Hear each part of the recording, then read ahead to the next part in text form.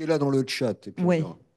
Et on va accueillir Dr Bertrand Lucax du Health Data Hub sur le thème réutilisation des données de soins et efficience du système de santé. Et on est ravis de vous écouter puisqu'on va avoir une réponse à nos questions préalables. Bonjour, Et il faudra... Oui, bonjour Madame la Présidente, bonjour chers collègues. Je suis confus, je suis assez loin avec une mauvaise bande passante. C'est pour ça que je ne mets pas la vidéo et j'espère qu'il n'y aura pas de coupure. Mais voilà, donc je vais passer tout de suite à ma présentation.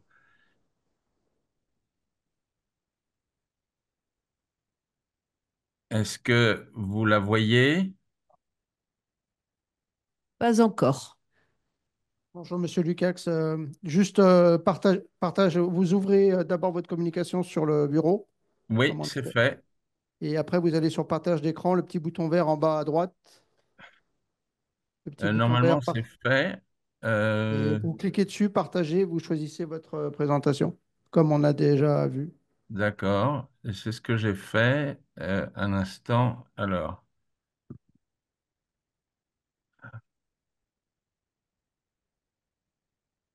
partager. Voilà, c'est bon, ça va venir. Ça arrive. Voilà. Il faut juste cliquer deux fois. Voilà. En fait, vous n'avez pas sélectionné le. Oui, il aurait fallu ouvrir. Ouais, ben, ça va être bon. C'est bon? Oui, il faut juste lancer le diaporama. Voilà, c'est parfait, merci. Très bien. Je vais aborder un sujet un petit peu plus vaste et replacé dans un contexte qui est le nôtre aujourd'hui. On a un système de santé qui est au bord du gouffre et on peut considérer qu'il y a 20 à 30% des dépenses de santé qui sont inutiles ou mal utilisées.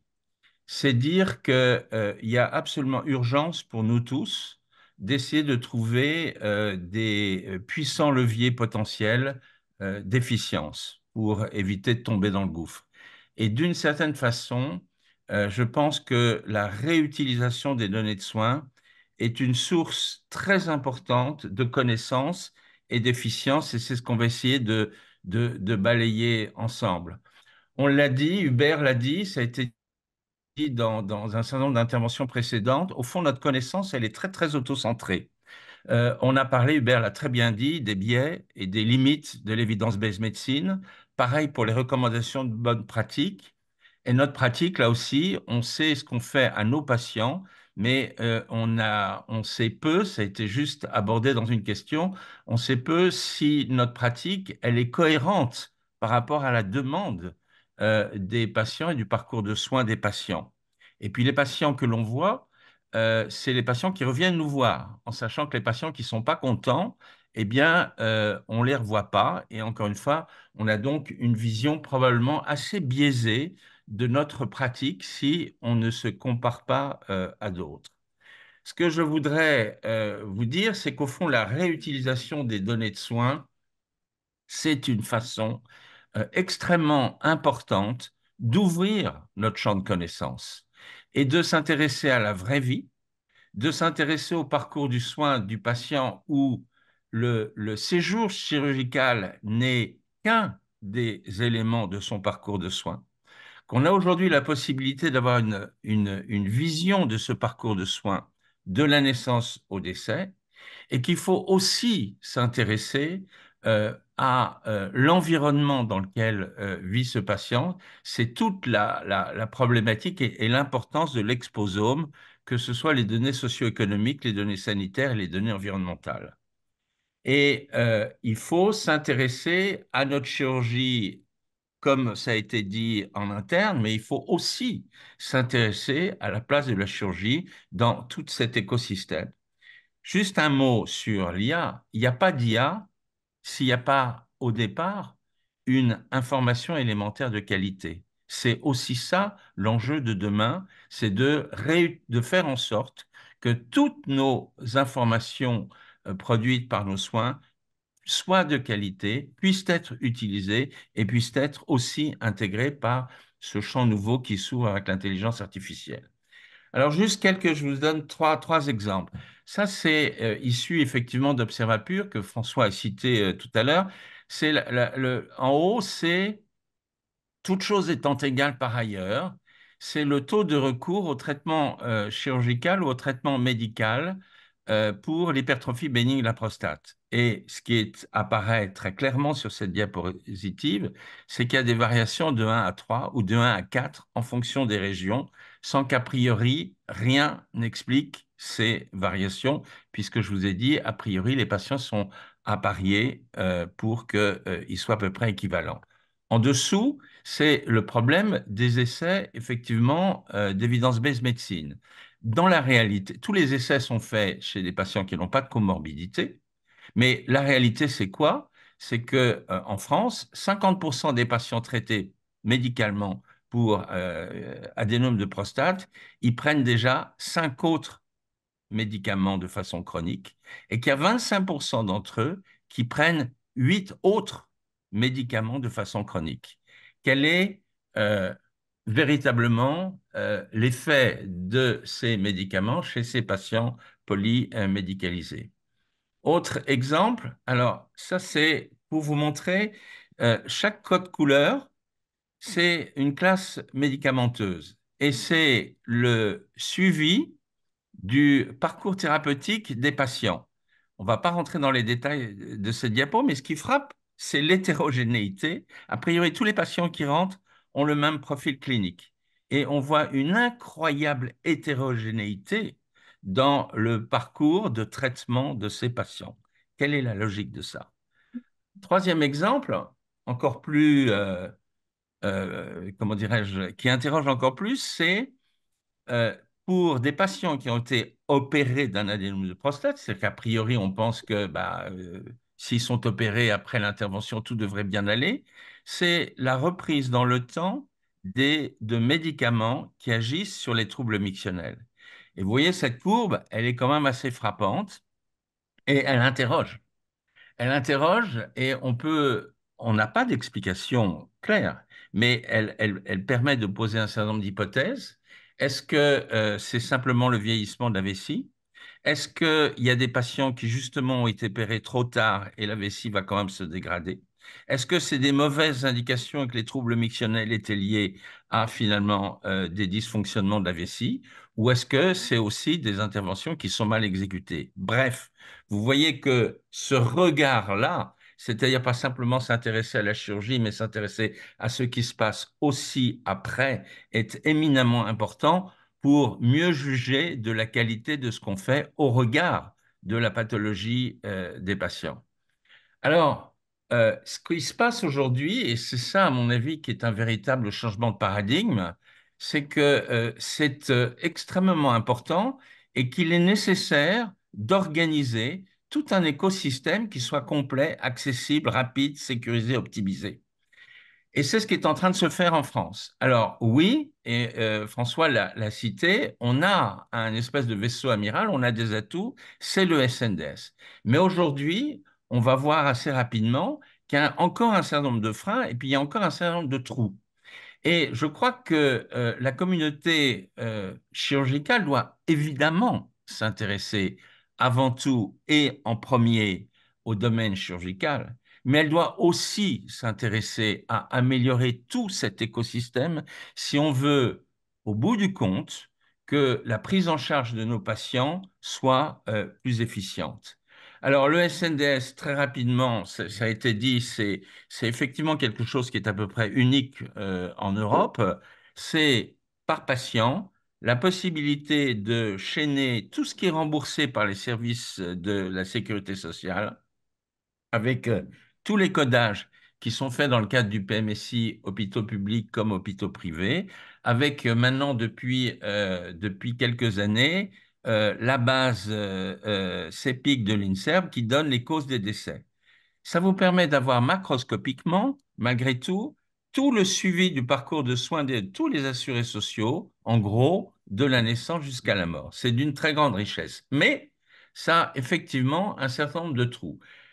Sur le problème des actes du grand parcours qu'il y a entre l'arrivée d'un marquage CE, d'un acte chirurgical et l'inscription SSM, François l'a bien décrit. Je rappelle simplement que pendant des années, on a, entre l'arrivée et le codage, c'est-à-dire le repérage dans le CCM, c'est un énorme trou noir et ça, c'est quand même absolument pas acceptable.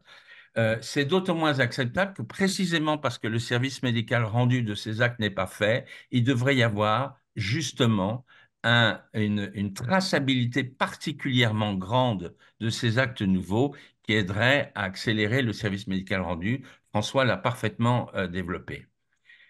Ensuite, c'est le problème, il faut que tout soit codé et stocké de façon sécurisée, harmonisée en France. C'est ce qui est en train de se mettre en place avec les entrepôts de données de santé hospitalier. Il y a eu un appel d'offres il y a maintenant 3 ans. Il y a 16 entrepôts qui sont en train d'être constitués. C'est très bien, c'est en cours, c'est parfait. Euh, Coder et stocker les données, c'est une chose. Il faut aussi accepter de les partager. Et là, c'est pas simple. Et on le voit dans les discussions qu'il y a aujourd'hui justement dans ces différents établissements qui ont un entrepôt de données. Il y a des discussions en cours sur le socle commun partageable. C'est pas simple. La production de ces données a un coût. Les partager, oui. Avec qui, comment, contre quoi? C'est encore l'objet d'un certain nombre de discussions. Mais il ne faut pas oublier que ces données, pour la plupart d'entre elles, elles sont financées en grande partie par l'assurance maladie. Ensuite, il faut pouvoir accéder aux données. Ça a été une grande critique du système français par rapport à d'autres systèmes comme le système anglais. C'était très compliqué. Aujourd'hui, le processus est accéléré, amélioré. Cela dit, et je ne rentrerai pas dans les détails, éventuellement si vous avez des questions, on y reviendra, mais c'est encore très compliqué avec un frein qui reste l'accès final aux données du SNDS qui se fait toujours par la CNAM avec des délais qui sont quand même beaucoup, beaucoup trop longs, surtout comparé à d'autres pays européens. Ensuite, il faut pouvoir chaîner, et ça a été dit à plusieurs reprises par les orateurs précédents, en particulier le chaînage des registres avec le SNDS, enjeu absolument majeur, majeur. Aujourd'hui, comment ça se passe? Eh bien, aujourd'hui, la plupart des registres sont chaînés de façon probabiliste. C'est bien, sauf que probabiliste, ça veut dire du registre et en fonction des données existantes, il y a de toute façon toujours une perte d'information. L'idéal, le gold standard, ce serait de pouvoir chaîner ces registres au travers du NIR, c'est-à-dire c'est une identification sur la personne, mais qui doit se faire de façon anonymisée. C'est possible, et aujourd'hui, pour des raisons purement administratives, c'est extraordinairement complexe et long.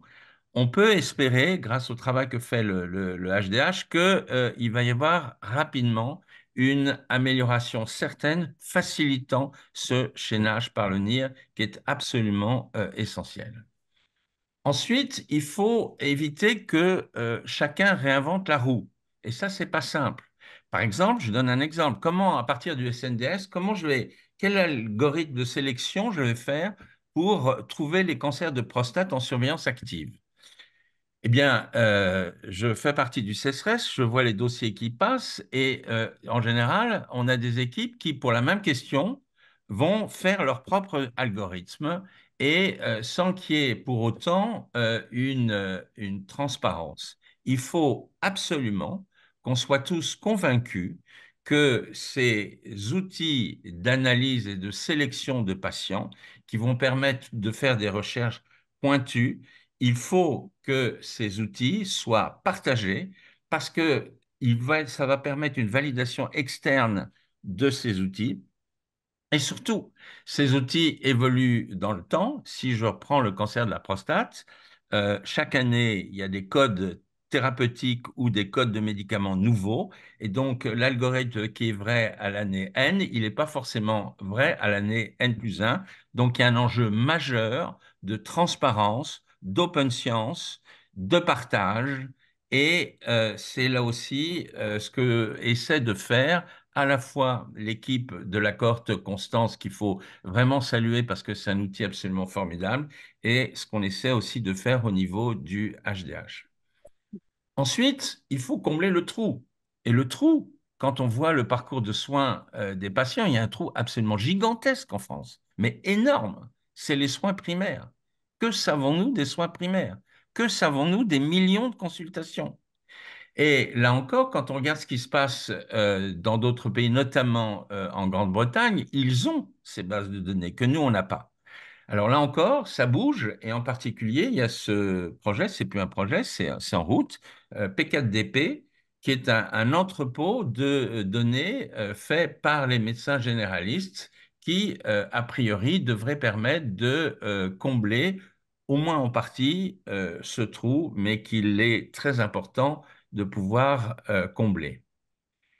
Et puis, c'est aussi parce que c'est un déterminant considérable sur l'impact de nos actions de santé, c'est la santé environnementale et l'exposome.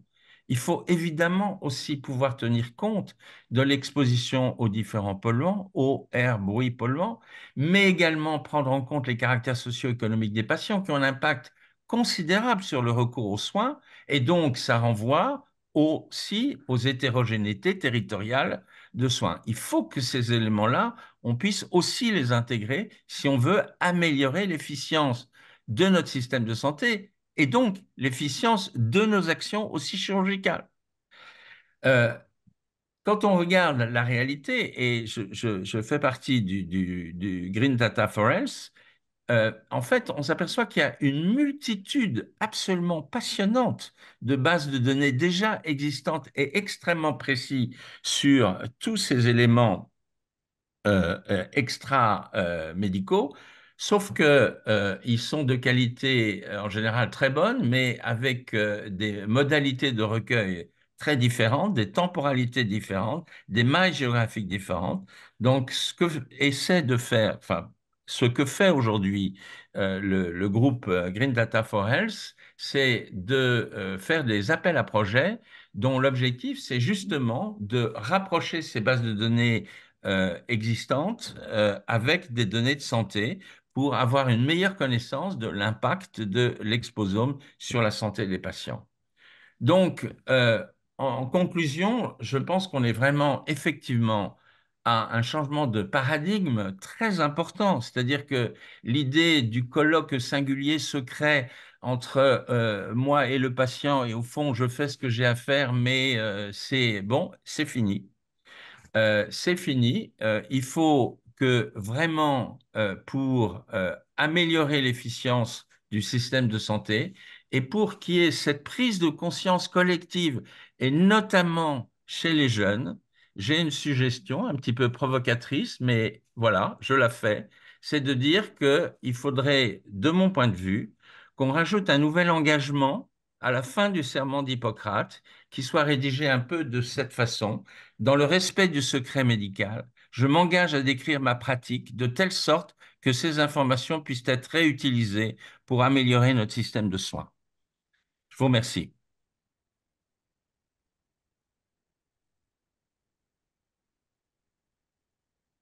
Merci beaucoup, Bertrand. Alors, y a-t-il des questions? Ben, écoute, je pense que tout ce que tu as dit, tout le monde est d'accord. Moi, je voulais te poser une question. Bon, il y a beaucoup d'agitation autour des données de santé, mais c'est vrai que tout le monde, personne ne le dit, mais il y a un problème d'argent aussi derrière tout ça, semble-t-il. Chacun veut probablement gagner de l'argent avec ça. Alors, c'est vrai qu'il y a des gens qui travaillent la donnée, donc ça, c'est du travail, hein, donc ça doit se payer. Comment tu vois, comment le Health Data Hub voit les choses de ce point de vue? Parce que les entrepôts de données santé, c'est aussi en partie le fait de dire, bah, nous, on en a, donc on les donnera si on veut les donner. Enfin, qu'est-ce que tu en penses? Bon, j'en pense que c'est un sujet clé et tu as raison. On voit bien que dans la discussion, les entrepôts de données, ça y est, c'est parti. Mais dans ce minimum dataset et comment le rendre accessible à tout le monde et transparent à tout le monde, euh, tant que le financement pérenne des entrepôts de données ne sera pas établi, car aujourd'hui, ce n'est pas le cas. Il y a une enveloppe qui a été donnée pour démarrer ces entrepôts de données de santé, mais il y a une espèce de vide, de point d'interrogation pour la suite. Il y a ces discussions-là. Le deuxième point que tu soulèves, c'est effectivement ceux qui, c'est par exemple une discussion qu'il y a, mais qui se fait de façon assez positive, mais c'est toutes les discussions qu'il y a eu à propos de Doctolib, boîte que vous connaissez tous, qui a finalement des informations extraordinairement intéressantes et qui aimerait bien les valoriser d'une manière ou d'une autre. C'est un sujet clé sur lequel il y a beaucoup de discussions. Aujourd'hui, rien n'est établi de façon très claire, mais encore une fois, euh, dans la mesure, c'est le serpent qui se mord la queue. Dans la mesure où on a un système de santé qui finance la plupart de la production de ces données de soins, euh, il serait quand même souhaitable que la majeure partie d'entre elles soit accessible le plus largement possible, sous un certain nombre de règles assez simples de contrôle et de bonne utilisation. Voilà, parce que c'est quand même la communauté, c'est nous qui payons la production de ces données. Merci, oui, oui, c'est Et est-ce que tu sais, par exemple, en Angleterre, où tu signalais qu'ils avaient des bases de données intéressantes, etc., ils les financent comment? C'est le gouvernement qui les finance. Mais encore une fois, le système anglais est très, très différent. Mais c'est financé et les accès sont beaucoup plus faciles qu'en France. Non, non, non, non. De laisser peut-être la discussion après, parce que le temps passe. Oui, on parlerait tous les deux après. Jean-Claude Coffinal va nous parler de la chirurgie 4.0. C'est quoi? Répondre à une question qu'on se pose.